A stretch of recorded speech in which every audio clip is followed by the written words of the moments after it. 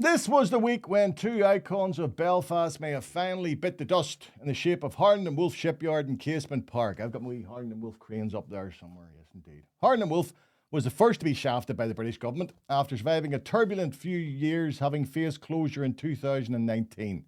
At that time, I went along to offer my support to the yard's workers who were picketing against losing their jobs.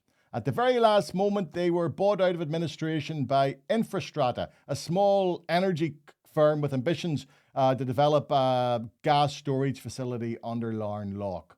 Now, the future of Harland Wolff, well, it appeared secure when in 2022, along with Spain's state-owned shipbuilding company Navantia, they were awarded a contract to build 3 support ships for the Royal Navy, which would have resulted in an $800 million payday for the local firm.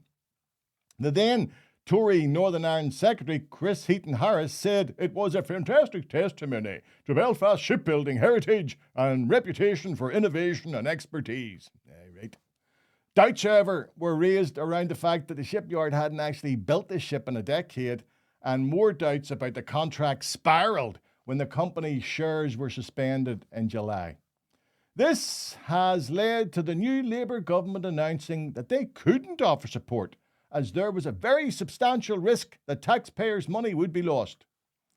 So it's Groundhog Day for the shipyard workers, as they must wait to see if another knight on a white horse with a very large wallet rides to their rescue.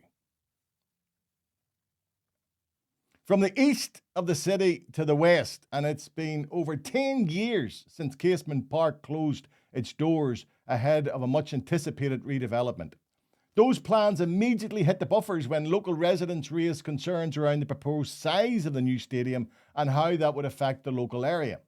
To add to the woes of the scheme was the issue of cost and who was going to pay. Now, the last Tory government, well, they made a seemingly definitive promise to have the new stadium funded and ready to host matches in the upcoming Euros. But only this week, our new Secretary of State, Hilary Benn, dropped the bombshell in an email, would you believe? He sent an email that this wasn't going to happen.